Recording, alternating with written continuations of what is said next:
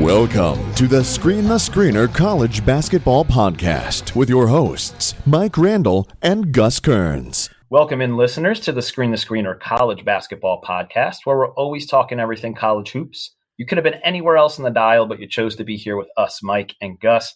And today, for our season preview series, we have brought in Jason Munz, the Memphis Tigers beat writer for the Commercial Appeal. You can follow Jason on Twitter at MUNZLY, and you can also follow all of his articles over at the Memphis News and at Memphis News on Twitter. Jason, so thankful to chat some Tiger hoops, and thanks for sharing some time and some knowledge with us. How are you? I'm great. I can't thank you enough for having me on. I'm really looking forward to breaking things down. Let's get right into it then. I'm looking forward to it as well with the season creeping closer. Let's start with a recap of last year. Memphis was one of the few teams that actually won its final game of the season. They finished up around 30th in KenPom, and they were the top-ranked defensive team via KenPom. Fellow AAC member and Final Four participant Houston said that those two games against your squad were two of the toughest contests all season. Jason, can you walk the listeners through some of the highlights last year for Memphis and how they got to that NIT championship? Before we got to 2021, they were like 6-5, 6-4, something like that, just sort of treading water.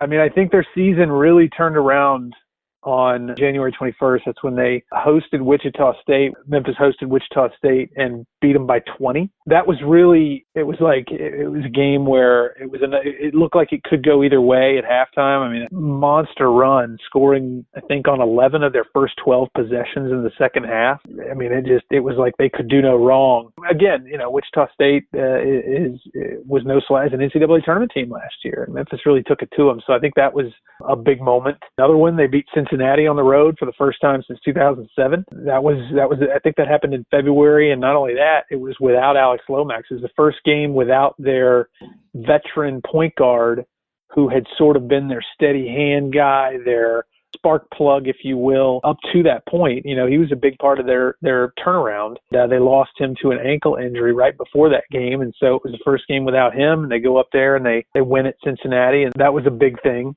They beat Wichita State, and they go on the road to beat East Carolina, then they come home and beat SMU by 4 points. That was a big one. I remember turnovers were an issue all season, but in that particular game, it looked like maybe they had figured something out. They only committed 12 in that game, and that was markedly improved as a team that averaged like 16 or 17 turnovers the entire season. And for them to go out against a pretty good team, that was another one. And of course, they won the NIT championship. Obviously, that's the easy one here to point to. Sort of bulldozed through that tournament, beating Dayton and Boise State, Colorado State, and Mississippi State in the championship game.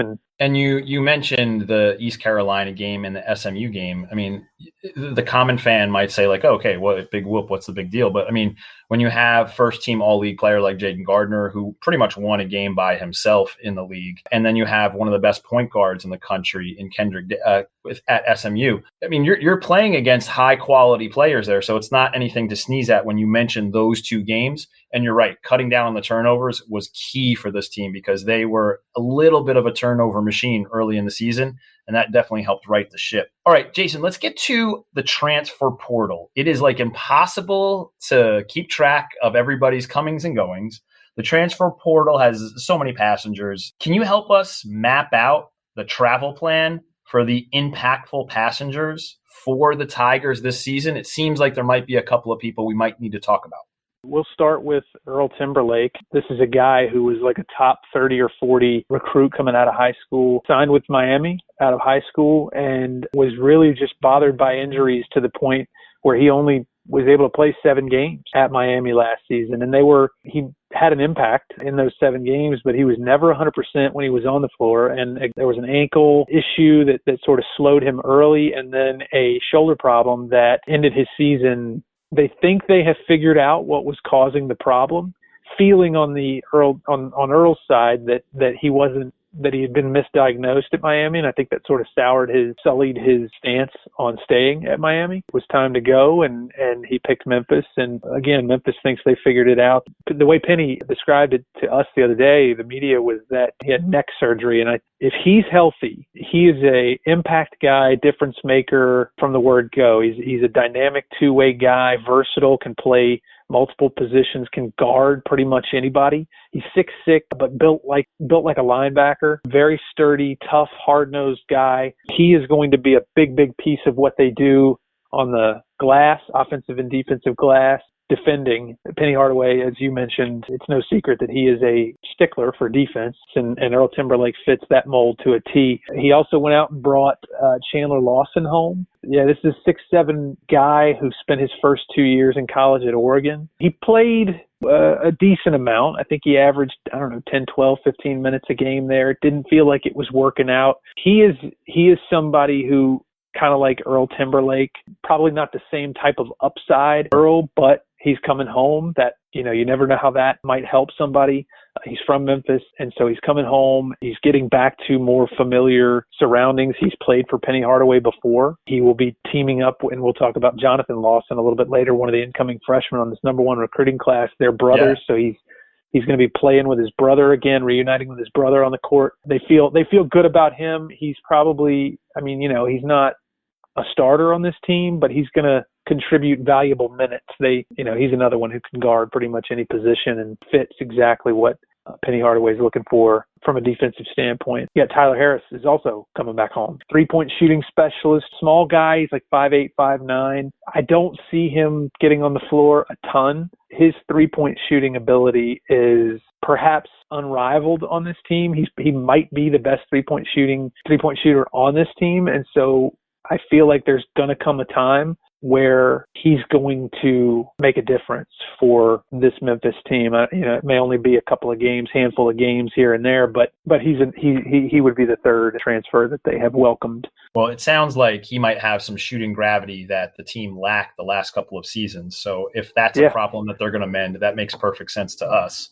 And you mentioned the measurables, for lack of a better term, with Timberlake and Lawson. That is exactly the type of player that you mentioned that Penny would want on his team. And the fact that they can guard multiple positions and add depth. I mean, the first thing that we talked about was how much trouble your squad had when DeAndre Williams wasn't in those first section of games. Now they have two players that can step into that role and provide some depth, so there won't be that drop off. I don't know. It sounds like coaching staff is putting together the puzzle the proper way here. Part of that puzzle includes your incoming freshmen. We need to avert our expectant gaze and the highly valued freshmen of this class, similar to the Wiseman class. Why is this class going to be different, tangible, and maybe even very special? And will we really get to see this point guard Emoni Bates talk that we're hearing? Yeah, I think you will. I don't know if it's going to be as much as people think it will be. I think it'll probably be sort of like 50-50 type stuff. I mean, because you got to think about it. Alex Lomax is still a part of this team. We were talking about just a second ago about the versatility of Earl Timberlake. I have talked to a number of people who are telling me that Earl is going to get some minutes as the initiator of the offense. So I do think they're going to give Emoni room to do both, to be this point guard that he really wants to be, to showcase his passing ability, his ability to run things as the initiator of the offense. I think he's very committed to showcasing his ability to do that. He's also an extremely gifted off the ball guard, wing type guy, right. 6'9". So how can you not take advantage of that part of his game as well? And so I don't know. I think it's going to be really fun to see how it plays out. My gut tells me it'll be like 50-50, maybe 60-40 in one direction or the other. I don't know, something like that. But yeah, I do think that it's going to be, you're going to see a substantial amount of Emoni Bates at point guard. But it's going to be, as you alluded to, very, very interesting. There's a really intriguing dynamic with this freshman class. First of all, we're talking about Emoni Bates and Jalen Duren. Those are the two superstars here. Those are the headliners of this number one recruiting class. But we got to keep in mind is A, they're freshmen, and B, they're young freshmen. They both reclassified. And it's just like that takes time. I mean, you can be the most talented reclassified freshman in the world, but it doesn't always translate immediately. You don't have to look too far. Last season, Musa Cisse for Memphis.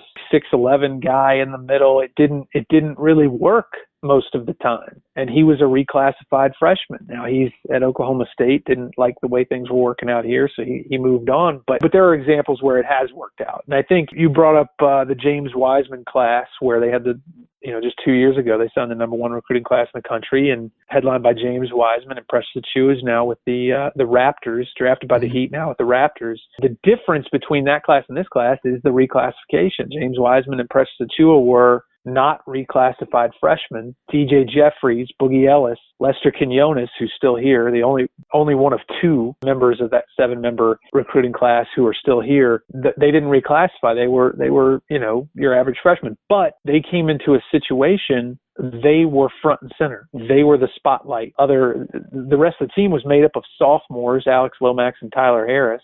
What's going to help this number one recruiting class, these freshmen, which also includes Josh Minot, John Camden, Sam Onu, and Jonathan Lawson, who I mentioned before, what's going to help these guys is that they're coming into a much better situation. This is Penny Hardaway's 4th season. Got guys like Lester Quinones, who's in his 3rd year, DeAndre Williams, who is 25 years old and in his 2nd season at Memphis. That's going to be a huge help. Landers Nolly's in his 2nd season. Last year's leading scorer, him, Malcolm Dandridge. That foundation was missing 2 years ago when we saw what happened. They didn't live up to expectations, didn't really even come anywhere close. They weren't going to make the NCAA tournament, even if the season hadn't been canceled by COVID. The postseason, I mean. Again, this year's different. There's a foundation that's in place. Penny Hardaway's in his 4th season. He has added Larry Brown, Hall of Famer Larry Brown, to his coaching staff. Rasheed Wallace, him having a positive impact on the locker room. And then Cody Topper, who's a very, very bright basketball mind. He's in his 3rd season, going into his 3rd season. So, again, there's a foundation, there's a core, there's a nucleus that's been established. Emoni Bates, Jalen Duren, Josh Minot. That's a great comparison, and I think it's really valid as well.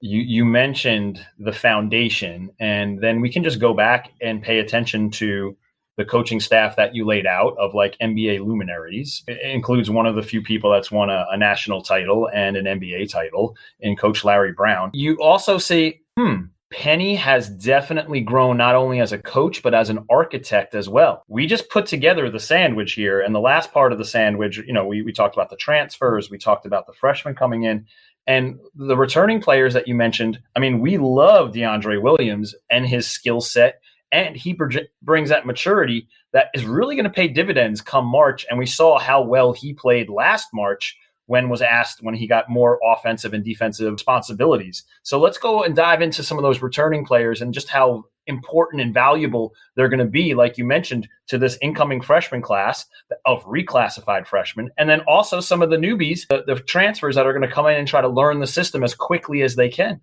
So let's start with DeAndre Williams and just mention some of the returning players that are really going to help build that foundation that you mentioned. DeAndre Williams was the reason that they won the NIT championship last season. He affects the game in so many ways, and he was and this is the thing that hasn't really been talked about a ton, is he was playing at substantially less than 100% healthy. He messed up his back at Evansville, which is why 2 seasons ago he only played in like 10 games. He had a back issue that flared up at Evansville. There was it did not get corrected properly. He was fine to play, but he was never 100%. Here's a guy who at less than 100% health was one of 6 players in the entire country last season to average at least 11.5 points, 5.5 rebounds, 3 assists, and 2 steals a game. To me, he was the MVP of the team last year. It's just somebody, again, who affects the game in so many different ways. And the one thing that you can't tabulate with him is his energy. He is a very, very high energy guy, plays with a lot of passion. It gets him in trouble sometimes. Untimely technicals weren't just like in garbage time. They kind of hurt when they happened. And so despite all that, the biggest reason why they got as far as they did, I was going to say, sometimes on these magical runs that these teams go on, it's on the coattails of a player that steps up their game, figures something out, and it just plays at a level higher than he had been previously during the season. You laid it out perfectly. DeAndre Williams absolutely did that during the final stages of the season and then also throughout the NIT tournament. And sometimes that's what it takes. It takes a player stepping up their game and finding new nuances that haven't been existing before for that team on offense and on defense in DeAndre's case. And that's exactly what happened in the NIT tournament. Landers Nolly was named the most outstanding player at the NIT. He was your leading scorer. He's the only guy from the team who this offseason become a more complete player, so we'll see. Yeah, it sounds like if you have somebody that's going to D somebody up like Lester, Landers Nolly is going to help space the floor and make sure that Emoni Bates has that room to do any sort of shot creation that he is.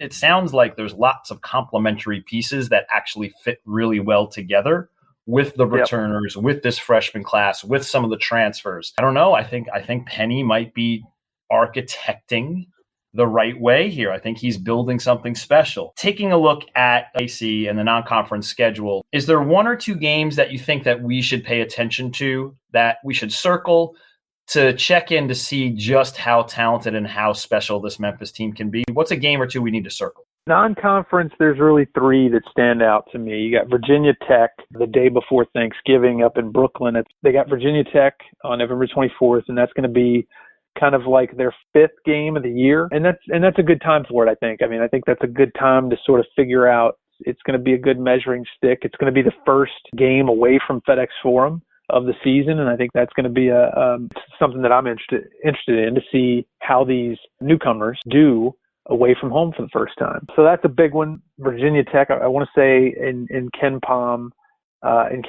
preseason, going to be a good nice test. And then back to back in December, you've got Alabama at home to face Tennessee, the Volunteers. Those are two top 20 Ken Palm teams, two SEC teams. Those are going to be the big tests of the non-conference schedule. You know, how they fare in those games should tell us a lot. The three that you highlighted, each of them has like their own little storyline. I mean, the Virginia Tech game can be like the Landers Nolly revenge game, since that's where he transferred from. The Alabama game is going to be this diversity of styles. You know, Alabama is going to try to get up and down and jack a bunch of threes if that's available. And you know that the Memphis Tigers are going to try to lock that down on the defensive end. So you have your clash of styles. And then with Tennessee, I don't think we need any more smoke than we already between the two coaches there. We know that that's a thing. So I think those three are perfect, and they each hold their own little storyline. So we're looking forward to seeing what you dig up on your end as the beat writer following this team around. Again, we're talking to Jason Munz. He is the Memphis Tigers beat writer for the Commercial Appeal. You can follow all of his work over at Memphis News, and you can give Jason a follow over at Twitter at MUNZLY. And we'll get you out of here on this one, Jason. It's prediction time. What is the vibe? What is the feel? What is your feeling on the potential outcome for your Tigers this season? Just what might be the ceiling? I was actually asked to do something like this for USA Today this season. They, same company that owns USA Today also owns the Commercial Appeal, sort of work in concert together sometimes. And they asked me to do sort of a season predictions type thing and pick predicted order of finish and different things like that. And so I have Memphis winning the conference championship, gets off the schneid and gets to the NCAA tournament for the first time since 2014. It's going to be because of the foundation that's been poured here over the last couple of years. It's not going to be because of Emoni Bates. I mean, he's certainly going to help. Jalen Duren's certainly going to help. Josh Minot's certainly going to help. Larry Brown is certainly going to help. I think it's going to be more about Landers Nolly, DeAndre Williams, Lester Quinones, Alex Lomax. Those guys, I think, are going to be the real reason why Memphis is successful, and I think they're going to be the reason why they win the AAC championship this year. I feel reasonably confident saying that. The only hesitation I have is Houston. Houston lost so much, man. They Quentin Grimes, now in the NBA, Dejan Jarreau, just a nightmare on defense he was, and he turned into a really good scorer by his senior year. Justin Gorham, they lost a lot. They've got Marcus Sasser back, who's a very, very, very good player. Good pieces. Tremont Mark is a guy who I think still haunts Memphis fans. He hit this like regular season finale. He hit the game-winning three-pointer at the buzzer from like half court. But he's back for his sophomore year. They've brought back Fabian White as well, who's a guy who's been in that system for a while. But I just don't think it's going to be enough. I think Memphis has too much firepower. How far they go beyond that is is really the big question mark. I mean, I know there are people talking Sweet 16, Final Four type stuff. It's so hard to predict. I was going to say, that's why it's a single elimination tournament. You just never know. And you need one of those players to get on a run like that. And Penny's been saying this kind of a lot. He's at least said it repeatedly, multiple times in the last couple of months. He feels like if they can just get there, just get over the hump, get the monkey off their back, the NCAA tournament monkey off their back, get back there to the postseason, to the NCAA tournament, that they can make some real noise. I do think that they get back to the NCAA tournament. I'm not comfortable throwing out Final Four or anything like that. But I mean, second weekend is a very reasonable expectation, I think, for this Memphis team. Makes perfect sense. We'll see if the Memphis Tigers play the right music and that foundation holds up. Jason, so thankful for a couple of minutes here. Please don't forget to spread some kindness and support his way over at the Commercial Appeal. Jason, thank you so much, and enjoy the start of the season. Yeah, I appreciate it. This was fun. Thanks for having me on.